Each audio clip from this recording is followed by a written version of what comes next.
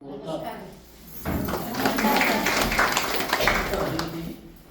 ಪಂಚಾಯಿತಿ ಅಭಿವೃದ್ಧಿ ಆದಂಥ ಅಶಿತ್ ಪಠಾಣ್ ಸರ್ ಅವರಿಗೂ ಸ್ವಾಗತವನ್ನು ಕೋರುತ್ತಾ ಮತ್ತು ಪಂಚಾಯಿತಿ ಎಲ್ಲ ಸಿಬ್ಬಂದಿ ಮತ್ತು ಡಿಎಫ್ಸಿ ಆದಂಥ ಕುಮಾರ್ ಅಡೀಶ್ವರ್ ಅವರಿಗೂ ಮತ್ತು ಎಲ್ಲ LCPR ಕೃಷಿ ಸಖಿ ಇವರೆಲ್ಲರಿಗೂ ಸ್ವಾಗತ ಕೋರುತ್ತಾ ಈ ಬಂದಂಥ ಎಲ್ಲ ನಮ್ಮ ಕೂಲಿ ಕಾರ್ಮಿಕರಿಗೂ ಸ್ವಾಗತ ಕೋರುತ್ತಾ ಇನ್ನು ಮುಂದೆ ಈ ಕಾರ್ಯಕ್ರಮವನ್ನು ಕುಮಾರ್ ಅಡೀಶ್ವರ್ ಅವರು DFT ಅವರು ನೆರವೇರಿಸಿಕೊಳ್ಬೇಕು ಅಂತ ನಾನು ಕೇಳ್ಕೊಳ್ತೀನಿ. ಎಲ್ಲರಿಗೂ ನಮಸ್ಕಾರ. ಮಹಾತ್ಮ ಗಾಂಧಿ ನರೇಗಾದೆಯನ್ನು ಪ್ರೋಗ್ರೆಸ್ ನಡೆದಿದೆ. ಇದ್ರ ಬಗ್ಗೆ ಏನು ನಾವು ತನಕ ನಾವು ಮಾಡ್ಕೊಂಡು ಬಂದೆವು. ಅದರ ಅದಕ್ಕಿಂತ ಇನ್ನು ಮುಂದೆ ಏನು ರಾಮಜೇನ್ ಬರೋದಿಲ್ಲ ಅದಕ್ಕೆ ಕಂಪೇರ್ ಮಾಡೋ ಸಂಬಂಧ ಏನು ಸಮಸ್ಯೆ ಅನ್ಸಾಗಿಲ್ಲ NMS ಮಾಡೋದ. ಈ NMS ಮಾಡೋದ ಉತ್ತರ ಪ್ರದೇಶ ಮತ್ತು ನಮ್ಮ ಕರ್ನಾಟಕದ ಬೆಳಗಾವಿ ಡಿಸ್ಟಿಕ್ ಎರಡು ಡಿಸ್ಟಿಕ್ ಆಯ್ಕೆ ಮಾಡ್ಕೊಂಡಾರು. ಇದು ಪ್ರೋಗ್ರಾಮ್ ಸರಿಯಾಗಿ ನಡೆದಿತ್ತು, ಸರಿಯಾಗಿ ಚಾಲನೆ ಆಯಿತು ಅಂದ್ರೆ ಇದ ಕಂಟಿನ್ಯೂ ಆಗೋದ. ಇಲ್ಲ ಅಂದ್ರೆ ಏನು ಸಮಸ್ಯೆ ಐತಿ ಇವತ್ತು ಸ್ಪೆಷಲ್ ಅದ್ರ ಸಂಬಂಧನ ಗ್ರಾಮ ಸಭಾ ಇದು ಮಾಡ್ಬೇಕಂತ ಮಾಡಿಸಿದ ಸರ ಮತ್ತು ಎಲ್ಲ ಕಡೆನೇ ಐತೆ. ನಿಮಗೆ ಏನು ತೊಂದರೆ ಐತಿ ಮತ್ತು ಏನು ತೊಂದರೆ ಆಗೈತಿ ಸರ್ ಆಯಿತು, ಅಧ್ಯಕ್ಷರಾಯಿತು. ಎರಡು ಮಾತು ನಿಮ್ಗೆ ಯಾರಿಗೆ ಅನಾನುಕೂಲ ಹೆಂಗೆ ಏನು ನಾವು NMS ಮಾಡ್ಬೇಕಾದ್ರೆ ಮಕ್ಕಳು ನಾವು ಏನು ಮಾಡಬೇಕು, ಏನಾಗೈತಿ, ಅದು ಯಾವ ರೀತಿ ಪ್ರಾಬ್ಲಮ್ ಆಗೈತಿ, ಸರ್ವರ್ ಯಾಕೆ ಎರರ್ ಐತಿ, ಇದೆಲ್ಲ ನೀವು ಏನು ಕೇಳ್ತೇವೆ ನೋಡಿ ನಾನು ಹೇಳಿ ಉತ್ತರ ಇಲ್ಲ. ಟೆಕ್ನಿಕ್ ಏನು ಪ್ರಾಬ್ಲಮ್ ನೀವು ಬರಂಗಿಲ್ಲ. ಟೆಕ್ನಿಕ್ ಏನು ಪ್ರಾಬ್ಲಮ್ ಐತಿ ಅವತ್ತೆ ಟೆಕ್ನಿಕ್ ಏನು ಪ್ರಾಬ್ಲಮ್ ಐತಿ ನೋಡ್ರಿ.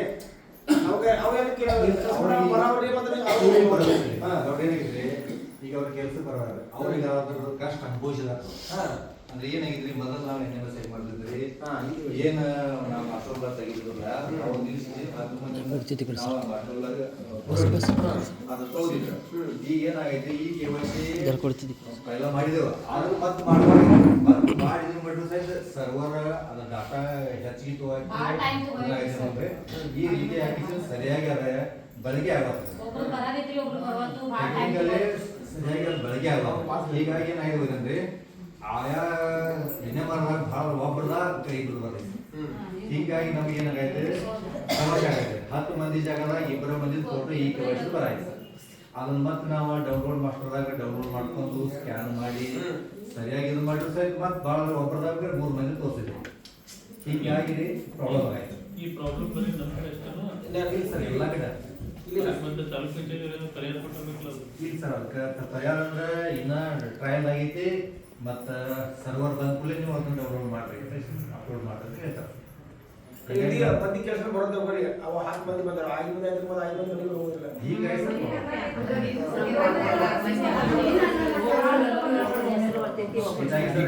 ಮತ್ತು ನಮ್ಮ ಪಂಚಾಯತ್ ನಮ್ದು ಹೆಲ್ತ್ ಇರೋದ್ರಿ ಲೇಬರ್ಗಳು ಇದು ಮಾಡ್ಕೊಂಡು ಕರೆಕ್ಟ್ ಮಾಡೋದು ಬಂದಿವ್ರಿ. ಅದು ಸಹಿತ ಏನಾಗಿದ್ರಿ ಒಂದು ದಿವಸ ಅಂತೂ ಪೂರ್ತಿನೇ ಬಂದ್ರಿ.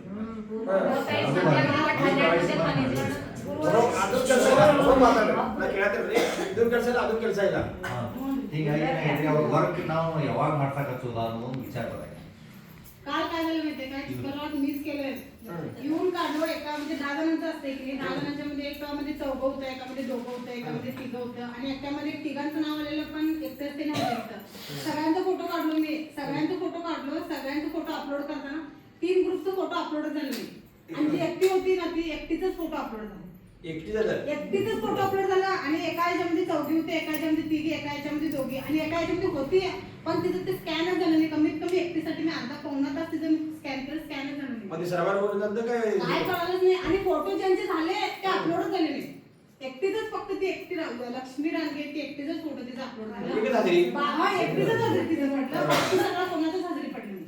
आणि आमच्या गावामध्ये पण कसं झालं 7 जण पहिला ओपन केला त्याच्यामध्ये एका 2 लिस्ट मध्ये कुणाचाच फोटो आला नाही. म्हणजे कॅमेरा आल्याशिवाय फोटो काढता येत नाही. ते कॅमेरा कोणाचाच आला नाही 2 लिस्ट मध्ये पहिला आणि 2 लिस्टचा फोटो काढला एकच अपलोड झाला आणि 38 नंबर ते अपलोड झालं नाही फोटो असं झालं. आणि एका लिस्ट मध्ये सरांच्या फोन मध्ये काढला त्याच्यामध्ये आम्ही काढलेले 4 होते आणि ते काढलेले 3 का काय तर होतं. ते तेवढंच अपलोड झालं फोटो आणि 12ला आम्ही ते फोटो आमचा अपलोड व्हायला म्हणून ते परत सरांच्या ह्याच्यामध्ये ओपन केलं.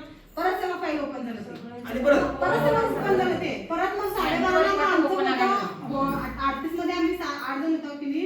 मग आमचं परत मी फोटो काढलो परत सरांच्या मोबाईल मध्ये परत फोटो काढल्यानंतर परत फोटो अपलोड केल्यानंतर मग तो फोटो अपलोड झाला.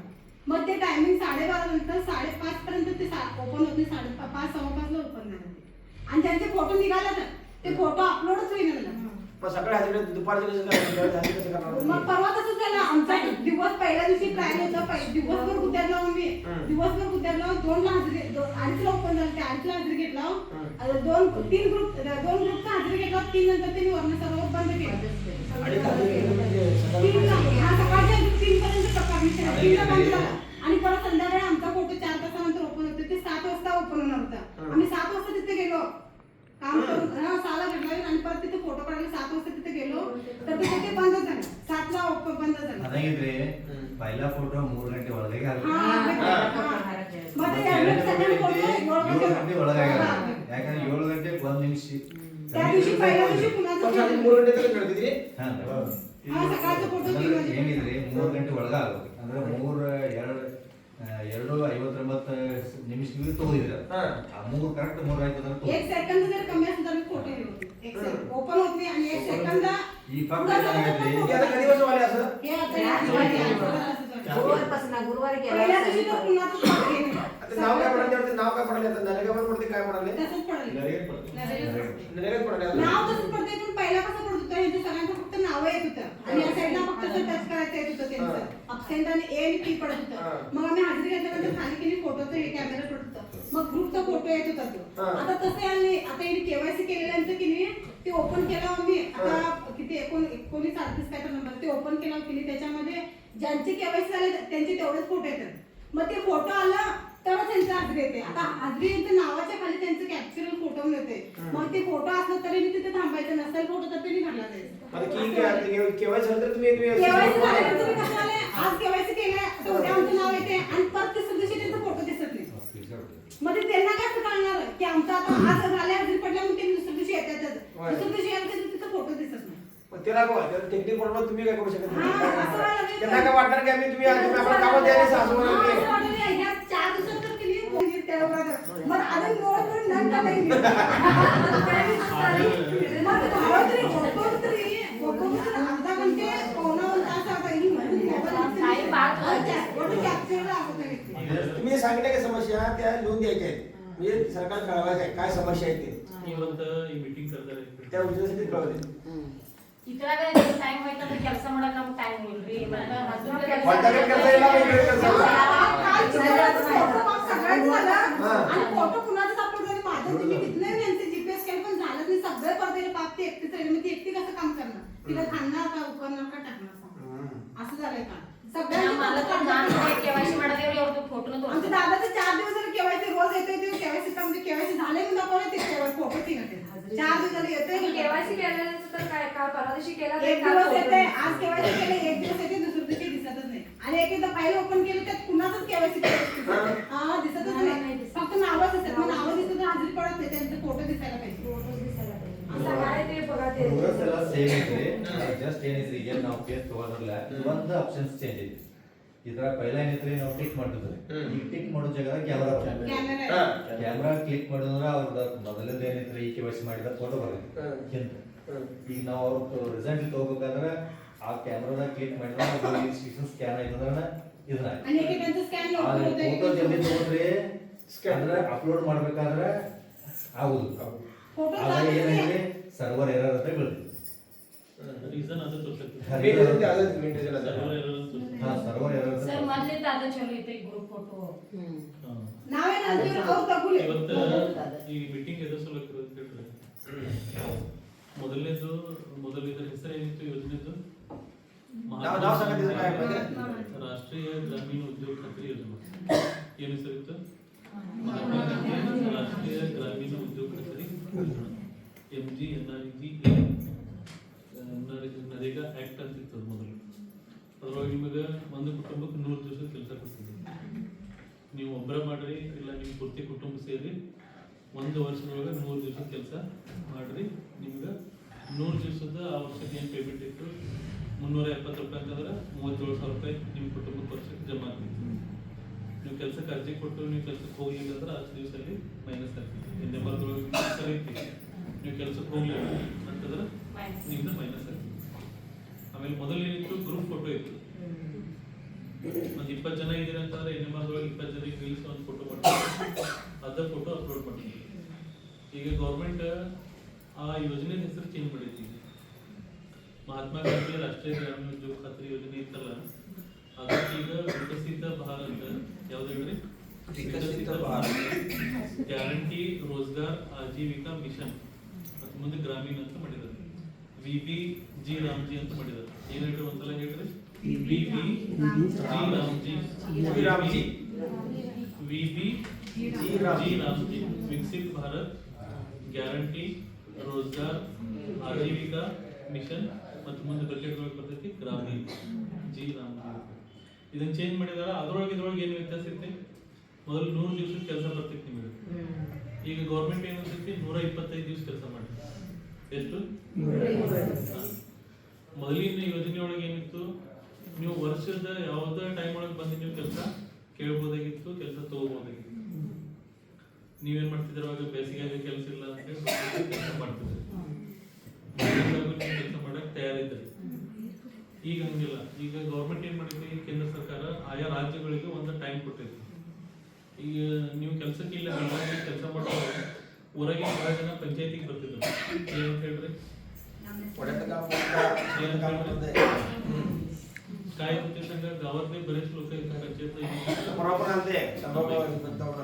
तुम्ही सगळ्यांना तुम्ही जाऊन तिथं काम लावलंय, तिथं शेतात काम करायला कोण नाहीये, गडगावना ते तक्रार होती लोकांची. म्हणून ಅದಕ್ಕಾಗಿ ಕೇಂದ್ರ ಸರ್ಕಾರ ಏನ್ ಮಾಡೈತಿ, ಎಲ್ಲಾ ರಾಜ್ಯಗಳಿಗೂ ಒಂದು ಟೈಮ್ ಕೊಟ್ಟೈತಿ. ನೀವು ವರ್ಷದೊಳಗ ಯಾವ್ದಾದ್ರು ಒಂದು 60 ದಿವಸ ಕೆಲಸ ಬಂದ್ ಇಡಬಹುದು. ಪೇರ್ಣಿಗೆ ದಿವಸ ಮಳೆಗಾಲದಾಗ ಅಲ್ಲಿ ಹೊಲದಾಗ ರೈತರಿಗೆ ಕೆಲಸ ಮಾಡಕ್ ಲೇಬರ್ಸ್ ಬೇಕಾಗ್ತಾರ. ಆ ಟೈಮ್ದೊಳಗೆ ರಾಜ್ಯ ಸರ್ಕಾರ 2 ತಿಂಗಳ ಉದ್ಯೋಗ ಖಾತ್ರಿ ಯೋಜನೆ ಕೆಲಸ ಬಂದ್ ಇಡ್ಬೋದು. ಅವಾಗ ನೀವು ರಾಜ್ಯ ಸರ್ಕಾರ ಬಂದ್ ಏನ್ ಇಡ್ತದಲ್ಲ, ಆ ಪೀರಿಯಡ್ ಒಳಗೆ ಬಂದು ನೀವು ಕೆಲಸ ಕೇಳಕ್ಕೆ ನಿಮ್ಗೆ ಅವಕಾಶ ಇಲ್ಲ. ಆಮೇಲೆ ಮೊದಲು ಏನ್ ಮಾಡ್ತಿದ್ರಿ, ನೀವು ಎಲ್ಲಾರು ಇದ್ರೊಳಗೆ ಅಕುಶಲ ಕಾರ್ಮಿಕರು, ನೀವೆಲ್ಲರೂ ಸ್ಕಿಲ್ಡ್ ಇದ್ದೀರಿ. ಸ್ಕಿಲ್ ಅಂತ ಗೊತ್ತೈತೆ, ಅಕುಶಲ ಕುಶಲ दोन्ही फरक माहित आहे. कुशल कार्मिक आणि अकुशल कार्मिक यात काय फरक माहित आहे? तुम्ही सगळे आता अकुशल आहे. अकुशल म्हणजे काय, ज्यांना काम करायला कुठलीही कौशल्याची गरज नाही.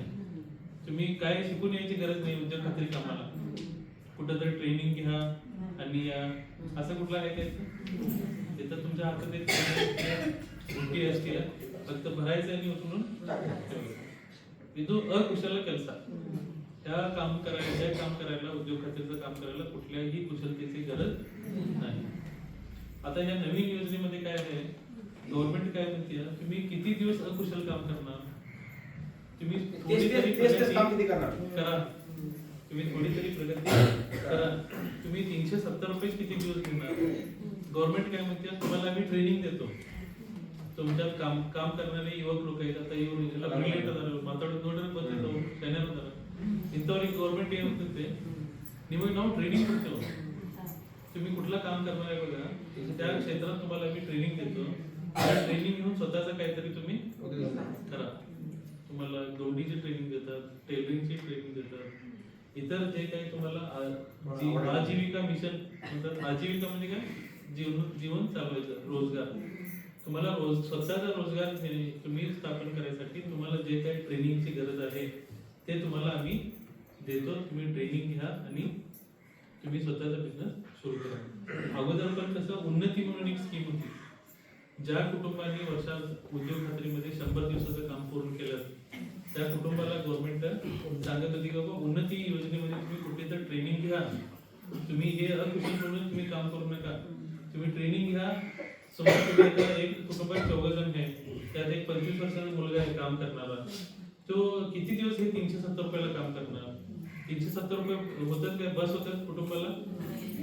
त्याला ट्रेनिंग देतो आम्ही आणि महिला जे त्यांना ट्रेनिंग देतो. तुम्ही ट्रेनिंग घ्या आणि स्वतःचा बिझनेस सुरू करा, असं या योजनेचा उद्देश आहे. पहिला फक्त अकुशल लेबरांना काम देत होतं, आता सगळ्यांनाच हे काम मिळणार आहे. तुम्हाला ट्रेनिंग पाहिजे असेल तर ट्रेनिंग सुद्धा मिळते.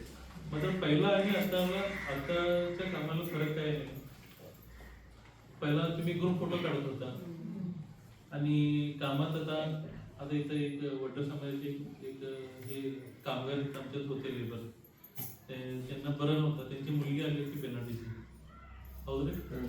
बरोबर आहे.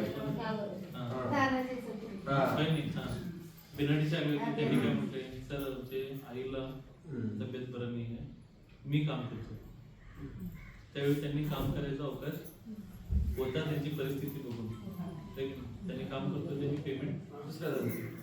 आणि आता तसंच कोण काम करणार त्यालाच पेमेंट. चिंचणी पंचायत मध्ये मी जाऊन बसलो आणि एक माणूस आला, तर माझं जॉब कार्ड करून द्या म्हणून. पहिला त्याला जॉब कार्ड दिला होता आणि आता त्याला जॉब कार्ड देता येत नाही. का सांगा? पहिला ई-केवायसी नव्हता आणि आता ई-केवायसी त्याला पूर्णपणे डोळे त्याला दिसत नाही. तो म्हणते मी एकटाच आहे, मला कुणाचा काही सपोर्ट नाही आहे, मला बुट्टी वगैरे दिलं तर मी ऍटलिस्ट पास करतो. माझ्या समोर लाईन असते की नाही, त्या लाईनला मी पास करून देतो बुट्टी, मला तुम्ही जॉब कार्ड करून द्या. जॉब कार्ड करायला तर पहिली कंडिशन काय सांगा? तुम्ही कोण जॉब कार्ड घेऊ शकता? ज्याचा ई-केवायसी होत आहे, डोळे चांगले असणे ही पहिली कंडिशन आहे. ते तुमचा फोटो घेते ते कशावर घेतो? काही कन्न सरी ಇತ್ತಂದ್ರೆ ಅದು ಫೋಟೋ ಸರಿ ಆಗ್ತದೆ. ಇಲ್ಲಂತಂದ್ರೆ ಆಗಂಗಿಲ್ಲ. ಅವಾಗ ನಾವು ಜಾಬ್ ಕಾರ್ಡ್ ಕೊಡಕ್ಕೆ ಬರಂಗಿಲ್ಲ. ನಾವು ಏನು ಮಾಡೋದು? ನಾವು ನಮ್ಗೆ ಜಾಬ್ ಕಾರ್ಡ್ ಕೊಡ್ರಿ ಅಂತ ಕೊಡ್ಬೇಕು. ಅಂಥವ್ರಿಗೆ ನಾವು ಜಾಬ್ ಕಾರ್ಡ್ ಕೊಡೋಕೆ ಇಲ್ಲಿ ಅವಕಾಶ ಇಲ್ಲ. ಇದ್ರೊಳಗೆ ಒಂದು ರೊಕ್ಕ ತೆಗಿತಿದ್ರ ಅಂದ್ರೆ ಅವ್ರು ತಿನ್ನಕ್ಕೆ ಅಲ್ಲಿ ಕೆಲಸ ಆಗ್ತಿತ್ತು. ಈಗ ನೀವು ನೋಡಕ್ತೀರಿ ಈ ಪಂಚಾಯತಿ ಮುಂದೆ ಪ್ಯೂರ್ ಬ್ಲಾಕ್ ಅದಾವಲ್ಲ, ಆ ಕಡೆ ಈ ಕಡೆ ಹಾಕಿದ್ದು ಇದು ಉದ್ಯೋಗ ಖಾತ್ರಿ ಯೋಜನೆ ಒಳಗದ. ಇಲ್ಲೇನು ಕಂಪೌಂಡ್ ಕಟ್ಟಿದ್ದು ಇದು ಉದ್ಯೋಗ ಖಾತ್ರಿ ಯೋಜನೆ ಒಳಗೆ ಐತಿ. ಇದೇನು ಬಿಲ್ಡಿಂಗ್ ಐತಿ ಇದು ಉದ್ಯೋಗ ಖಾತ್ರಿ ಯೋಜನೆ ಒಳಗೆ ಐತಿ. ಇದ್ರ ಮೇಲೆ ಏನು ಬಿಲ್ಡಿಂಗ್ ಐತಿ ಅದು ಉದ್ಯೋಗ ಖಾತ್ರಿ ಯೋಜನೆ ಒಳಗೆ ಐತಿ. ಸ್ಕೂಲ್ಗೆ ಇಷ್ಟು ದೊಡ್ಡ ಕಂಪೌಂಡ್ ನೋಡಕ್ಕೆ ನೀವು 15 ಲಕ್ಷ ರೂಪಾಯಿ ಅದು ಉದ್ಯೋಗ ಖಾತ್ರಿ ಯೋಜನೆ ಒಳಗೆ ಮಾಡಿರ್ತಾರೆ. ನಿಮ್ಮ ರಾಮಪುರದಾಗ ಪ್ಯೂರ್ ಬ್ಲಾಕ್ ಸ್ಕೂಲ್ ಒಳಗೆ ಹಾಕಿದ್ದಾರೆ, ಮಾಡ್ಬೇಕಾದ್ರೆ CC ರೋಡ್ ಮಾಡಿದ್ದಾರೆ, KC ರೋಡ್ ಮಾಡಿದ್ದಾರೆ, ಇಲ್ಲಿ ಸೆಲೆಕ್ಟ್ ಪ್ಯೂರ್ ಬ್ಲಾಕ್ ಇದೆಲ್ಲ ಮಾಡಿದ್ದು ಉದ್ಯೋಗ ಖಾತ್ರಿ ಯೋಜನೆ ಒಳಗೆ. ಗ್ರಾಮ ವಿಕಾಸದೊಳಗೆ ಉದ್ಯೋಗ ಖಾತ್ರಿ ಯೋಜನೆ ಪಾತ್ರ ಅತಿ ದೊಡ್ಡದೈತಿ. ಯಾಕಂದ್ರೆ ಅವ್ರು ಪಂಚಾಯತಿಗೆ ರೊಕ್ಕ ಕೊಡಂಗಿಲ್ಲ, ಅವ್ರು ಡೈರೆಕ್ಟ್ ಪಂಚಾಯತಿ ಖಾತೆ ಒಳಗೆ ರೊಕ್ಕ ಇರಂಗಿಲ್ಲ. ಅವ್ರು ಕೆಲಸ ಮಾಡಿದಂಗೆ ಅವ್ರು ಗೌರ್ಮೆಂಟ್ದವರಲ್ಲಿ ರೊಕ್ಕ ಕೊಡ್ತಿರ್ತಾರೆ, ಹೌದಿಲ್ಲ? ಈಗ ಅದು ಸ್ವಲ್ಪ ಕಡಿಮೆ ಆಗೋದು. ಯಾಕಂದ್ರೆ ಈಗೆಲ್ಲ ನಿಮ್ಗೆ ಕರೆಕ್ಟ್ ಲೇಬರ್ಸ್ ಬೇಕು, ಲೇಬರ್ಸ್ ಇದ್ದವ್ರನ್ನ ಫೋಟೋ ಬೇಕು. ಯಾರು ನೀವು ಎನ್ಎಂಆರ್ದೊಳಗೆ ಹೆಸರು ಹಾಕಿರ್ತೀರಿ ಅವರಲ್ಲಿ ಇರಬೇಕು. ಈಗ ನಡೀತೈತೆ ಅಂತ ನೋಡಿದರೆ ಅವ್ರು ಬಂದಿಲ್ಲ, ಅವ್ರ ಮನೆಗೆ ಬಂದೇವ ಅಂತ ಮಾಡ್ತೀರಿ. ಯಾರಾದ್ರು ಇದ್ದವ್ರನ್ನ ತಗೋದು, ಇದ್ದವ್ರನ್ನ ತಗೋದಿದ್ದು ಇಲ್ಲದ್ರೆ ಅಂತ ಇವತ್ತು ಈ ಮೀಟಿಂಗ್ ಕರೆದಿದ್ದ ಉದ್ದೇಶ ಏನು? ಮೊದಲ ಉದ್ಯೋಗ ಖಾತ್ರಿ ಹೆಂಗಿತ್ತು, ಈಗ ಈ ಬದಲಾಗಿ ಹಿಂಗಾಗೈತೆ. ಯಾವ್ದಿದ್ರು ಚಲೋ ಅಂತ ಗೌರ್ಮೆಂಟ್ ನಿಮ್ಮ ಊರಾಗಿನ ಜನರದ ಒಪಿನಿಯನ್ ಕಲೆಕ್ಟ್ ಮಾಡ್ರಿ ಅಂತ ಹೇಳಿ. ಇನ್ನು ಊರಾಗಿನ ಮಂದಿದ ಒಪಿನಿಯನ್ ತಗೊಂಡು ನಾವೇನ್ ಮಾಡೋದು? ಊರಾಗಿನ ಜನ ಬೇಡ, ನಿಜವಾಗಿ ಕೆಲ್ಸಕ್ಕೆ ಯಾರು ಹೋಗ್ತಿರ್ಲ, ನಿಮ್ದು ಒಪಿನಿಯನ್. ಈಗ ನಾನು ಕೆಲ್ಸಕ್ಕೆ ಬರಂಗಿಲ್ಲ, ಏನಿಲ್ಲ ಸರ್ ನಿಮ್ಗೆ ಯಾವ್ದು ಚಲೋ, ಯಾವ್ದಿದ್ರು ಚಲೋ ರೀ. ಸರ್ಗೆ ಏನೂ ಗೊತ್ತಿರಂಗಿಲ್ಲ, ಇದ್ರೊಳಗೆ ಇದು ಹೊಸ ರೀತಿನ ಇಲ್ಲಿ ತೋರಿರ್ತಾರೆ. ನಾವು ಏನೋ ಅದ್ರ ಬಗ್ಗೆ ಗೊತ್ತಿರಂಗಿಲ್ಲ. ಅವ್ರ ಒಪಿನಿಯನ್ ಅವಾಗಲ್ಲಿ ಏನು ಮ್ಯಾಟರ್ ಆಗಂಗಿಲ್ಲ. ಅಂತದ್ದು अभिप्राय तोंड ಏನ್ ಮಾಡೋದಿತ್ತು ನಮಗೆ? त्यांचा ओपिनियन घेऊन काय करायचं? त्याला ह्या योजनेबद्दल काय माहितीच नाही. आता मागणी एक तुम्हाला सांगतो, हे दिस इज जस्ट प्रॅक्टिकल. हे पूर्ण देशभरात चालू नाहीये. संपूर्ण देशात हे तुमचा जसं फोटो काढायला लागले की नाही, संपूर्ण देशभरात चालू नाहीये. संपूर्ण देशात 2 जिल्हा सिलेक्ट केला. संपूर्ण देशात फक्त 2 जिल्हा सिलेक्ट केला, त्यात एक जिल्हा आमचा बेळगाव आहे. तिथं त्यांनी हे प्रयोग करून बघायला लागलं काय हे असं रोज रेग्युलर फोटो काढलं तर चालतंय काय, हे सक्सेस होतंय काय. मग हे व्यवस्थित चालला तर त्यांनी काय करणार, इतर सगळ्या जिल्ह्याला त्यांनी ते काम करायला सांगणार. तसंच तुम्ही पण करा म्हणून.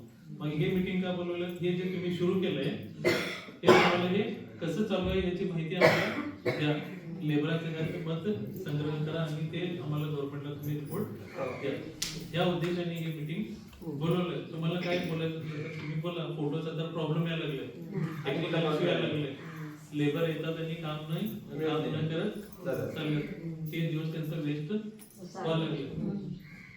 आणि काय दुसरा प्रॉब्लेम आहे कुठला?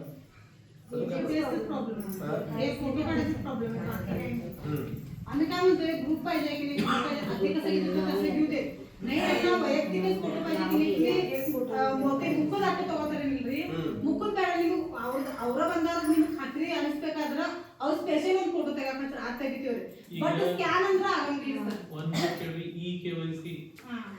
KYC ನೋ ಯುವರ್ ಕಸ್ಟಮರ್ಸ್ ಅದರ ನೀವು ಇದರಲ್ಲಿ ಒಂದು ಪಕ್ಕ ಆಗೋದು ನಿಮ್ಮ ಬಾಡಿಯಿಂದ ಅಲ್ಲ ಎಂದೇನು ಲಿಂಕ್ ಆಗಿತ್ತಲ್ಲ ಆಧಾರದ್ದು ಅದು ನಮ್ಮ ಶರೀರ ಯಾವ್ದು ಪಾರ್ಟ್ ಅಲ್ಲ ಬರೀ ಕಣ್ಣು ಮತ್ತೆ ಯಾಕೆ ಹೇಳ್ರಿ ಇವ ಎರಡು ಯಾಕೆ ತಗೊಂಡಾರ ಹೇಳ್ರಿ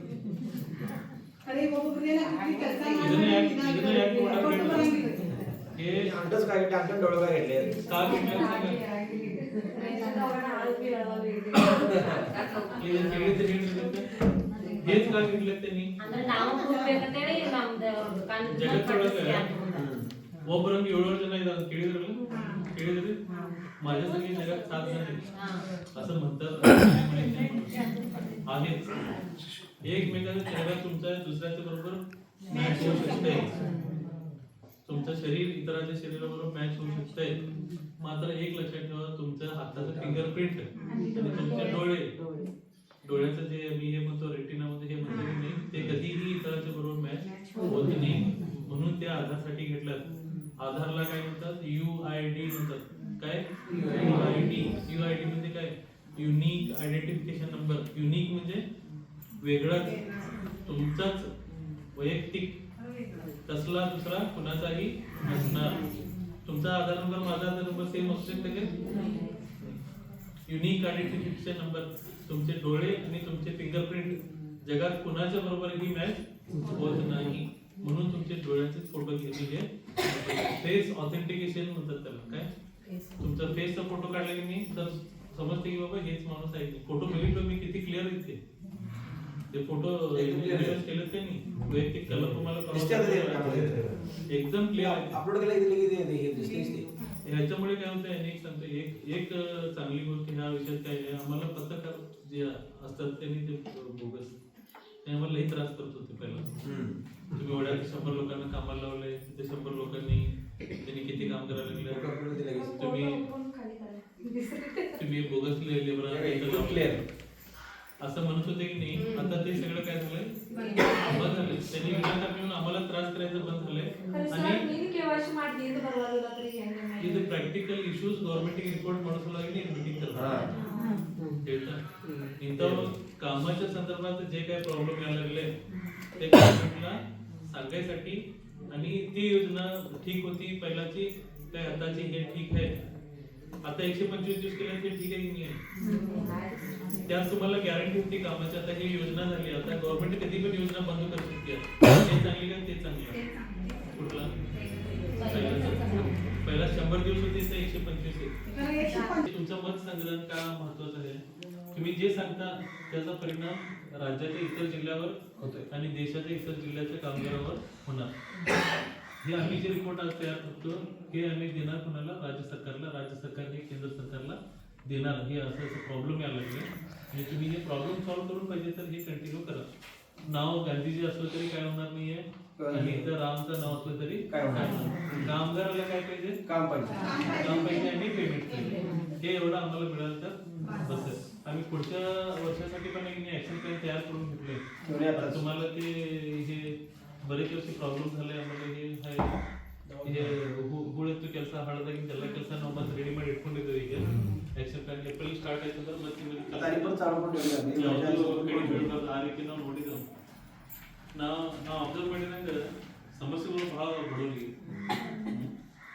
ಒಬ್ಬ ಟೇಬಲ್ ಮಾರ್ಕೆಟ್ ಕೂತಿದ್ದು ಒಂದು ಟೇಬಲ್ ಸಣ್ಣ ಟೇಬಲ್ ತಗೊಂಡು 50 ರೂಪಾಯಿ ಸಿಕ್ತು ಗುರುವಾರ ದಿವಸ ಮುಂಜಾನೆ ಸಾಯಂಕಾಲ ತನಕ ಅದನ್ನ ನಮ್ಮ ಮನೆ ರೋಡ್ ಯಾವುದು ಬಾಳುಗೊಮ್ಮ ರೋಡ್ LB ಅಲ್ಲಿ ಮುಂದೆ ಕೂತಿದ್ದ ಅವ್ನು ನೋಡ್ಕೊತ ಹೋಗಿ ನಾನು ಒಂದು ಟೇಬಲ್ ಮಾರಿತಂದ್ರೆ ಅವ್ನು ಲೆಕ್ಕ ಮಾಡ್ತಿದ್ದೆ ನಾನು 2 ಕಿಲೋನ ಒಳಗಿದ್ದು ಇದ್ರೊಳಗೆ ತಗೋಬಹುದು ಮತ್ತೊಂದು ಟೇಬಲ್ ಹೋಯ್ತಂದ್ರೆ ಎಣ್ಣೆ ಒಂದು ಪಾವು ಕಿಲೋ ಲೆಕ್ಕ ಮಾಡ್ತಾರೆ ನಮ್ಗೇನು ಅನ್ಸಂಗಿಲ್ಲ ಬಟ್ ನಾನು ನಿಮ್ದು ಏನು ದುಃಖ ಐತಲ್ಲ ಅದನ್ನ ಫೀಲ್ ಮಾಡಕ್ ಚಾಲು ಮಾಡಿದ್ದೆ ಬಡವರಿಗೆ ಏನು ತ್ರಾಸ ಆಗ್ತೈತಿ ಅದು ನಮಗೆ ಗೊತ್ತಾಗಿತ್ತು ನಿಮ್ಮ ಕೆಲಸ ಯಾವುದೇ ಟೈಮ್ದಾಗ ಬಂದಿರ್ಬಾರ್ದು ನಾವು ನೋಡ್ಕೊತೀವಿ ಇವು ಪ್ರಾಕ್ಟಿಕಲ್ ಪ್ರಾಬ್ಲಮ್ ಏನು ಬರ್ತಾವ್ರಿ ಇದನ್ನ ಗೌರ್ಮೆಂಟಿಗೆ ನಾವು ರಿಪೋರ್ಟ್ ಮಾಡಿ ಕಳಿಸ್ತೇವೆ.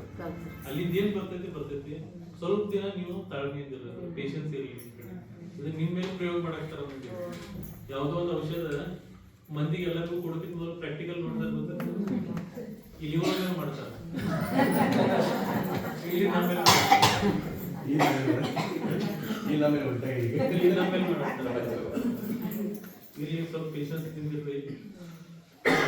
ಏನಾದ್ರು ಈಗ ನೋಡ್ರಿ, ನಮಗೆ ಕೆಲವೊಬ್ರು ಹೇಳಿದ್ರು ನೀವು ಮುಖ ನೋಡಿ ಕೆಲಸ ಕೊಡ್ತೀರ ಅಂತ ಹೇಳಿ.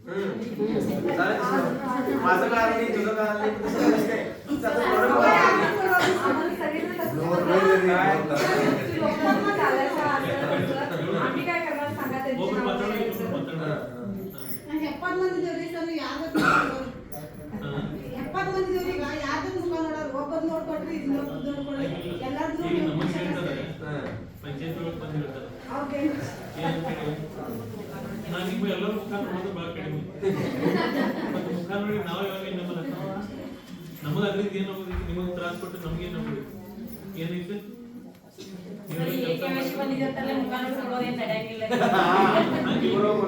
ಆದ್ರೆ ವಿಷಯ ಅದಲ್ಲ. 6 ನಂಬರ್ ಫಾರ್ಮ್ ಏನು ತುಂಬ ಕೊಡ್ತಿರಲ್ಲ, 6 ನಂಬರ್ ಫಾರ್ಮ್ ಕೆಲಸಕ್ಕೆ ನಾವು ಬರ್ತೇವೆ ಅಂತ ಹೇಳಿ ಕೊಡ್ತಿರಲ್ಲ, ಅವಾಗ ಎಲ್ಲರಿಗೂ ಕೇಳಿ ತಗೋಬೇಕು ಯಾರು ತಗೋತಾರೆ. ನಮ್ಮಲ್ಲಿ 6 ನಂಬರ್ ಫಾರ್ಮ್ सुधी प्रत्येक कुटुंबाला तुम्ही ते माहिती सांगून बाबा ह्या तारखेला काम सुरू होणार आहे, तुम्ही कोण कामाला येणार, तुम्ही एक कुटुंबामध्ये 4 जण आहेत, तुम्ही 2 जण येणार तर दोघांचेच नाव सांगा, असं त्यांना क्लिअर माहिती सांगून त्यांच्याकडून ते लेबर एंट्री सोडून द्यायची. आणि 4 ची 2 घ्या, 4 ते 4 लोकांचं नाव एंट्री झालं दिवसभर पार झाले. मग ते मासंत्रीचं काम एकेकांचं तसंच झालं की त्यांचं हजर सापडलं तरी पण काय म्हणजे आमचं काम नाही, आम्ही काय करणार. आणि ಮತ್ತೊಬ್ಬರೇ ಏನಾಗತ್ತೆ ಸರ್, ಹೆಸರು ನಾವು ಬರೆದು ಕೊಡ್ತೀವ್ರಿ, ಖರೆ ಕಂಪ್ಯೂಟರ್ದಾಗಿನ ಬರಂಗಿಲ್ಲ ಅವ್ರದ್ದೇನ್ರಿ ಮತ್ತೆ ಮಿಸ್ಟೇಕ್ ಆಗದವ್ರಿ. ಅವ್ರೇನಂತಾರು ನಿಮ್ದ ಬರ್ತೈತಿ ನಮ್ದು ಯಾಕೆ ಬರತ್ತೆ. ಪ್ರತಿ ಒಂದು ಸಮಸ್ಯೆಗೂ ಒಂದು ಸೊಲ್ಯೂಷನ್ ಐತಿ.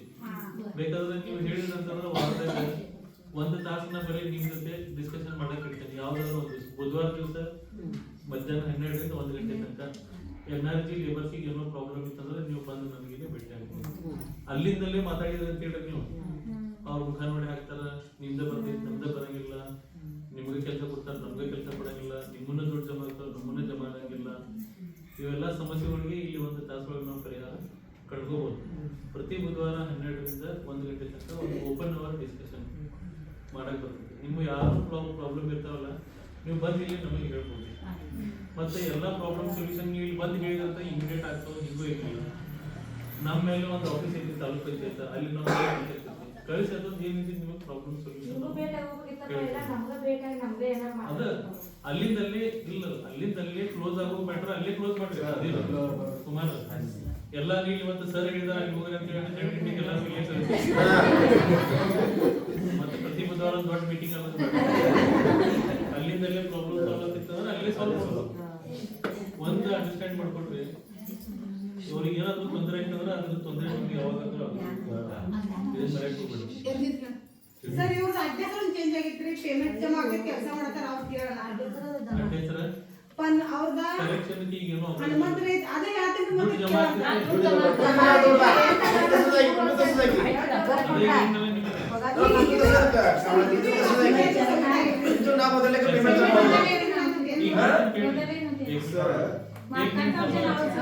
एक मिनिट थांबा. तुम्ही प्रयोग करायला जाऊ नका. एक तुम्ही बदलायला दिला आणि आम्ही पाठवलं तिथं मध्ये कुठं जर अडचण बसलं काम करण्याची पेमेंट पण ಹಂಗಿಲ್ಲ ಹೇಳಿದ್ರೆ ಕೇಳ್ತಿದ್ರಿ. ಅದು ಗೌರ್ಮೆಂಟ್ ಯಾವಾಗ ಓಪನ್ ಕೊಡ್ತಿದ್ದಲ್ಲ ನಮ್ಗೆ ಆಪ್ಷನ್ ನಿಮ್ಮ ಹೆಸರು ಚೇಂಜ್ ಮಾಡ್ಕೊಡ್ತೀವಿ, ಅಡ್ರೆಸ್ ಚೇಂಜ್ ಮಾಡ್ಕೊಡ್ತೀವಿ, ಜಾಬ್ ಕಾರ್ಡ್ ಕರೆಕ್ಷನ್ ಅದನ್ನು ಮಾಡ್ಕೊಡ್ತೀವಿ, ಶಿಫ್ಟ್ ಮಾಡಿದ್ರೆ ಶಿಫ್ಟ್ ಮಾಡಿಕೊಡ್ತೀವಿ. ಈಗ ಅದಕ್ಕೆ ಯಾವುದಕ್ಕೂ ಅವಕಾಶ ಇಲ್ಲ. ನೀವು ಅರ್ಜಿ ಕೊಟ್ಟರೆ ಅಂತ ಹೇಳ್ರಿ, ನಾವು ಕಳಿಸಿದ್ವಿ. ಟೆಕ್ನಿಕಲ್ ಎರರ್ ಅಥವಾ ಟೆಕ್ನಿಕಲ್ ಇಶ್ಯೂಸ್ ಇಂದ ಅದು ಜಲ್ದಿ ಸಾಲ್ವ್ ಆಗಿಲ್ಲ ಅಂತಂದ್ರೆ ಇಲ್ಲಿ ನಿಮಗೆ ಕೆಲಸಕ್ಕೆ ಅರ್ಜಿನೂ ಕೊಡಕ್ ಬರಂಗಿಲ್ಲ, ಕೆಲಸನೂ ಮಾಡಕ್ ಬರಂಗಿಲ್ಲ, ಕೆಲಸ ಮಾಡಿಲ್ಲ ಅಂದ್ರೆ ಪೇಮೆಂಟು ಬರಂಗಿಲ್ಲ. ಅಂತ ಪ್ರಾಬ್ಲಮ್ ಕೊಂಡ್ಕೊಳಕ್ ಹೋಗ್ಬೇಡ್ರಿ. ನಿಮಗೆ ಈಗ ಹೇಳಿದ ನಾನು ಪ್ರತಿ ಬುಧವಾರ 12 ಗಂಟೆಯಿಂದ 1 ಗಂಟೆ ತನಕ ಮಧ್ಯಾಹ್ನ ಇಲ್ಲಿ ನಿಮ್ಮ ಸಲುವಾಗಿ ಇರ್ತೀನಿ ಓಪನ್. ನೀವು ಅದನ್ನ ಆ ಟೈಮ್ದಾಗ ಬಂದು ನಿಮ್ದು ಏನು ಪ್ರಾಬ್ಲಮ್ ಇತ್ತಲ್ಲ ಅದನ್ನ ಹೇಳಿ. ಮತ್ತು ನಿಮ್ಮ ಮೇಲೆ ಸೂಪರ್ವಿಷನ್ ಯಾರ್ದಲ್ಲ, ಇವರು ಕುಮಾರ, ಇವರು ಸುಧೀರ್, ಇವ್ರು ಏನಾದ್ರು ಮಿಸ್ಟೇಕ್ ಮಾಡ್ತಿದ್ರ ಅಂತಂದ್ರೆ ಅದನ್ನ ನಮಗೆ ಹೇಳ್ಬೇಕು. ಈ KYC ಎಲ್ಲರಿಗೂ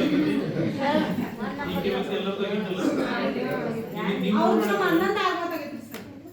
4 ದಿನ ಕೆಲಸ ಚಿಕ್ಕಲ್ವಾಡ ರಾಮಪುರ ಪಾಂಗಿರದೊಳಗ ಇನ್ನೂ 945 945 ಜನದ್ದು ಈ KYC ಬಾಕಿ ಐತಿ.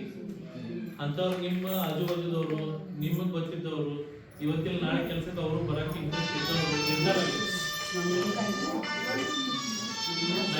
ಕೇಳ್ಕೊಂಡ್ರೆ ಈ KYC ಮಾಡ್ಕೋಬೇಕಾದವರು ಇನ್ನೂ 945 ಜನ ಇದ್ದಾರೆ ಬಾಕಿ. ಅಂತವ್ರೊಳಗೆ ನಿಮ್ಮ ಆಜು ಬಾಜುದವ್ರು ಯಾರಾದ್ರೂ ಇರ್ತಾರೆ.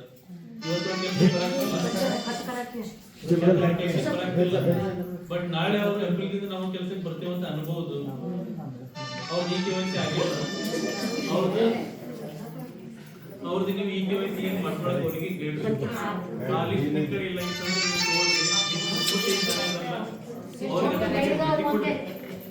ನೀವು ಈ KYC ಆಗಿಲ್ಲ ಅಂತಂದ್ರೆ ನೀವು ಕೆಲಸಕ್ಕೆ ಅರ್ಜಿ ಕೊಡಕ್ ಬರಂಗಿಲ್ಲ, ಕೆಲಸಕ್ಕೆ ಅರ್ಜಿ ಕೊಡಲ್ಲ ಅಂದ್ರೆ ಕೆಲಸ ಮಾಡಕ್ ಬರಂಗಿಲ್ಲ, ಕೆಲಸ ಇಲ್ಲ ಅಂದ್ರೆ ಪೇಮೆಂಟ್. ಈ KYC 945 ಜನ ಇದಾರೆ. ಚಿಕ್ಕಲ್ವಾಡ ರಾಮಪುರ ಪಾಂಗಿ 3 ಊರೊಳಗೆ ಇದಾರೆ. ಅದು ಸ್ವಲ್ಪ ನಿಮ್ ಸುತ್ತಮುತ್ತ ಯಾರದಾರಲ್ಲ ಜನ ಯಾರ್ದಾಗಿಲ್ಲ ನೋಡ್ರಿ ಹೇಳಿ ಅವ್ರಿಗೂ ಮಾಡ್ಸ್ರಿ. ಅವ್ರು ಕೆಲಸ ಮಾಡಕ್ ಬರ್ತಿದ್ರು ಅವ್ರು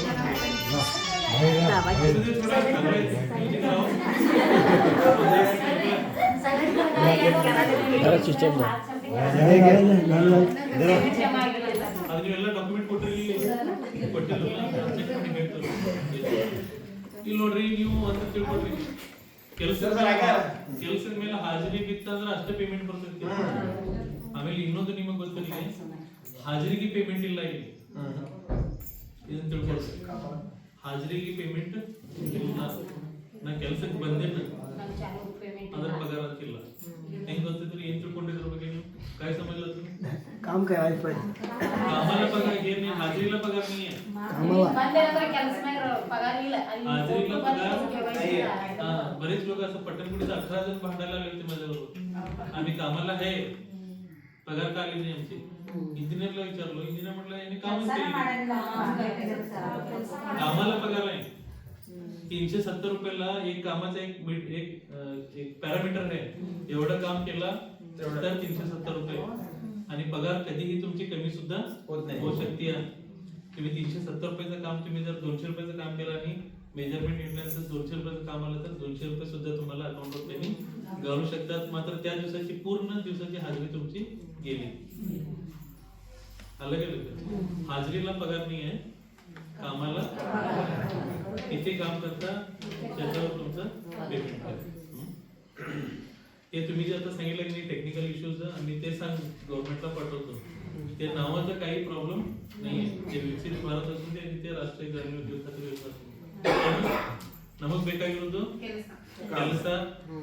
ಕೆಲಸ ಮಾಡಕ್ ಅವಕಾಶ, ಕೆಲಸ ಆದ್ಮೇಲೆ ಪೇಮೆಂಟ್ ಹೆಚ್ಚು ಮಾಡ್ಬೇಕಾದ್ರೆ ಅದನ್ನ ಹೇಳ್ತೀವಿ. ಮತ್ತೆ ಪ್ರತಿ ವರ್ಷ ಗೌರ್ಮೆಂಟ್ ಹೆಚ್ಚು ಮಾಡ್ತದೆ. 325 होता पहिला 90 रुपयापासून सुरू होत आहे, आता 370 ला आलंय. 370 रुपये ಬಂದಿದೆ. ಮತ್ತೆ ಏಪ್ರಿಲ್ದಿಂದ ಮತ್ತೆ ಮೊದಲಿಗೆ ಈಗ ಮತ್ತೊಂದು ವ್ಯತ್ಯಾಸ ಏನಿದೆ ಅದನ್ನ ಹೇಳ್ತೀನಿ. ಇನ್ನು ಮುಂದೆ ನಿಮ್ಮ ಪೇಮೆಂಟ್ ಯಾವಾಗೂ ಡಿಲೇ ಆಗಂಗಿಲ್ಲ. ಈಗೇನು ಲೇಟ್ ಆಗ್ಯಾವಲ್ಲ ಇವು, ಈಗ ಬರೋ ಏಪ್ರಿಲ್ದಿಂದ ನನ್ನ ಒಪಿನಿಯನ್, ನಾವು ಈ ಯೋಜನೆ ಓದ್ಕೊಂಡಿದ್ದ ಪ್ರಕಾರ ಏಪ್ರಿಲ್ದಿಂದ ನಿಮ್ಮ ಪಗಾರ ಡಿಲೇ ಆಗಂಗಿಲ್ಲ. ಯಾಕೆ ಹೇಳ್ರಿ, ಇದ್ರೊಳಗೆ ಯಾರು ಕೆಲಸ ಮಾಡಂಗಿಲ್ಲ ಅವ್ರು ಹೊರಗೆ ಹೋಗ್ಬಿಟ್ರಿ.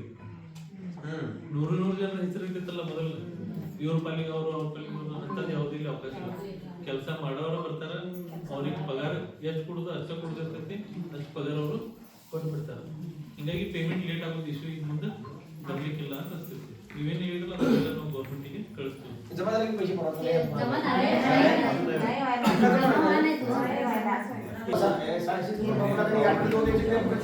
असं करायची 4 आहेत, 2 नाव द्या, 2 पुढच्या वेळी द्या. डिलीट करून शिफ्ट करून दुसरा करून घ्यायला पाहिजे. मध्ये शिफ्ट करायला नाही ते करायचं, तिचं कामच बंद होईल.